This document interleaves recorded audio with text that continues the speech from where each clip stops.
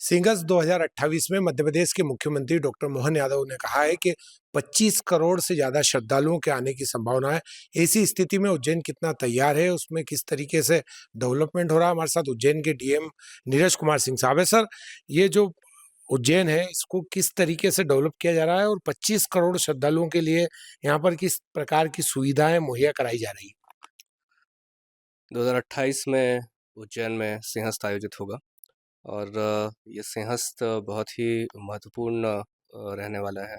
प्रयागराज में अभी जिस तरीके से आस्था का एक सैलाब टाइप का कहें आया है और बहुत बड़ी संख्या में श्रद्धालुओं ने जाकर के कुंभ में पार्टिसिपेट किया है। उसी तरीके से एक्सपेक्टेड है कि यहाँ पर सिंहस्थ में भी बहुत बड़ी संख्या में श्रद्धालु आएंगे और शिप्रा मैया में स्नान करेंगे। इसको लेकर के सर्वप्रथम शिप्रा मैया को प्रवाहमान बनाना, शुद्ध बनाना, ये सबसे बड़ी प्राथमिकता शासन की रही है। मुख्यमंत्री जी के निर्देशानुसार इसमें खान डाइवर्जन का प्रोजेक्ट तैयार किया गया, जो कि बड़ी तेज़ी से काम चल रहा है, जिसमें कि खान का जो गंदा पानी है उसको डाइवर्ट करके बहुत बड़े चैनल से लगभग 5.5 मीटर की डाया के चैनल से टनल और कट एंड कवर के माध्यम से इसको लगभग 30 किलोमीटर दूर ले जाया जा रहा है गंभीर के डाउनस्ट्रीम में। इससे शिप्रा नदी स्वच्छ होगी।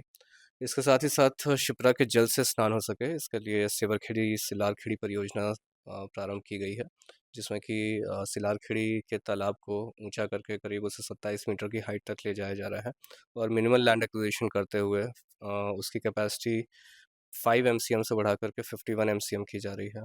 तो बारिश के समय ये पानी उठाया जाएगा और सिलारखेड़ी बांध में डाला जाएगा और बारिश के पश्चात उसे फिर शिप्रा नदी में छोड़ा जाएगा।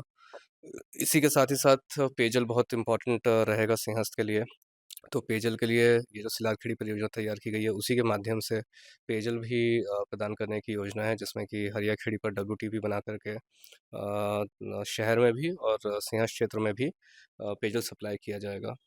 पूरे सिंहस्थ क्षेत्र में ये बहुत आवश्यक है कि पेयजल की सुविधा बहुत अच्छे तरीके से प्रदाय हो। साथ ही साथ सीवरेज की जो सुविधा है वो भी स्थायी रूप से प्रदान करने पर ही समस्या का निदान हो पाएगा।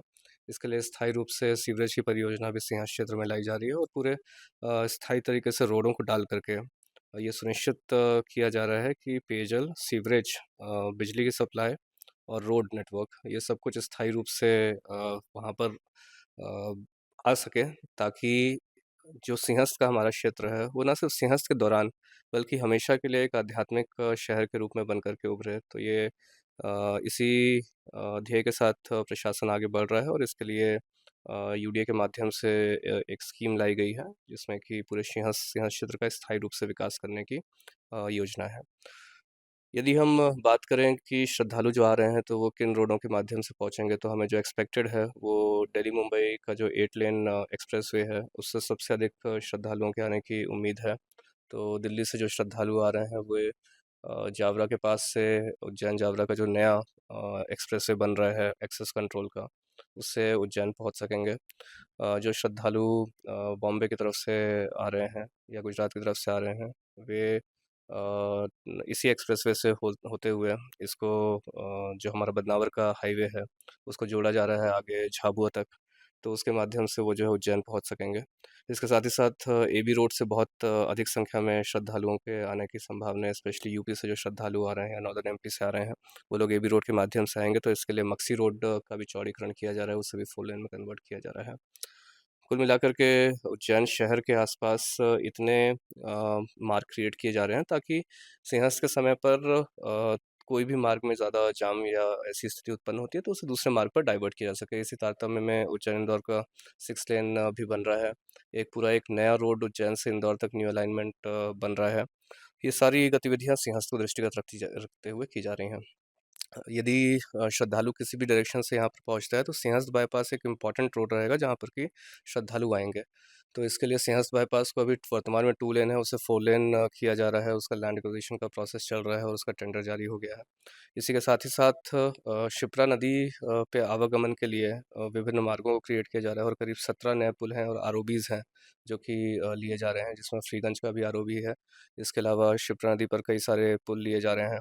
हमारा जो रोड भले ही हरी फाटक से होकर के जो जाता हो या चंदूखेड़ी की रोड है, शंकराचार्य चौराहे की रोड है, वो सब 6 लेनिंग की जा रही है।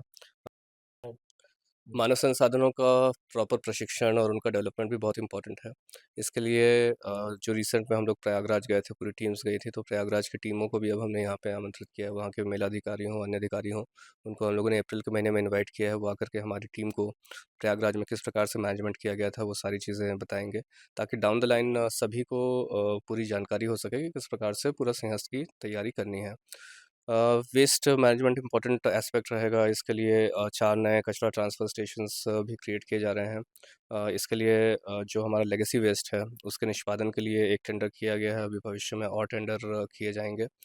सीवरेज की लगभग 498 करोड़ की नई एक परियोजना भी स्वीकृत हुई है। पुरानी जो परियोजना चल रही है टाटा की, उसमें हमारा टारगेट है कि जो सभी नालों की टैपिंग करके उसको हम लोग जल्द से जल्द कंप्लीट करें। कुल मिलाकर के सिंहस्थ में जो भी श्रद्धालु आए, वो बिना किसी समस्या के दर्शन कर सके, स्नान कर सके और एक अच्छा अनुभव लेकर के जाए, ये पूरा हमारा ध्येय रहेगा। सर, इसमें एक और सबसे बड़ी बात है कि जो आंतरिक मार्ग चौड़ीकरण हो रहा है, तो इसका लाभ तो उज्जैन के रहवासियों को आने वाले समय में भी मिलेगा। उज्जैन में हर 12 साल में सिंहस्थ लगता है और इस सिंहस्थ के लिए जो तैयारियां की जाती हैं, वो शहर को एक नया स्वरूप और विकास की नई गति दे करके जाती हैं। तो भले ही वो आंतरिक रोडों का चौड़ीकरण हो, चाहे जो हमारे नए प्रोजेक्ट्स आ रहे हैं, भक्त निवास बनना है, इसके अलावा हमारे मंदिरों का जीर्णोद्धार होना है, भले ही वो चारवासी महादेव हो, चाहे काल भैरव मंदिर हो।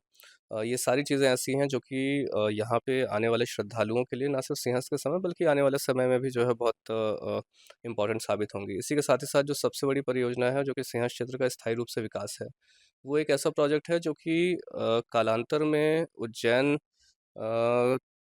की जो आध्यात्मिक शहर है उज्जैन, उसको और भी अच्छे तरीके से पूरा एक एरिया डेवलप करके आध्यात्मिक सिटी के रूप में विकसित करने का कार्य करेगा, जिसमें कि कोई भी व्यक्ति जो बाहर से आए, वो एक बहुत ही अच्छा अनुभव यहाँ से लेकर के जाएगा।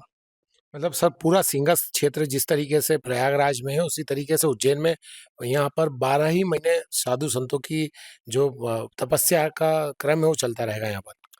देखिए साधु संतों का आना किसी भी क्षेत्र में उस क्षेत्र को एक नई ऊर्जा प्रदान करता है, नई दिशा प्रदान करता है और उनके तप से ही कोई भी क्षेत्र सिद्ध बनता है और उसकी प्रगति होती है। तो उज्जैन का जो आध्यात्मिक नगरी है, उसको डेवलप करने से साधु संत भी यहाँ पर हमेशा रह सकेंगे और उनका जो तप है, उनका जो निवास है यहाँ पे, वो निश्चित तौर पर उज्जैन के विकास को एक नई गति देगा।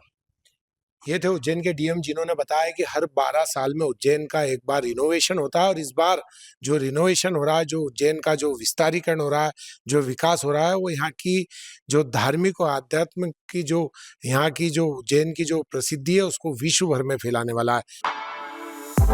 For exclusive and insightful videos, subscribe to our new channel ABP Live Premium.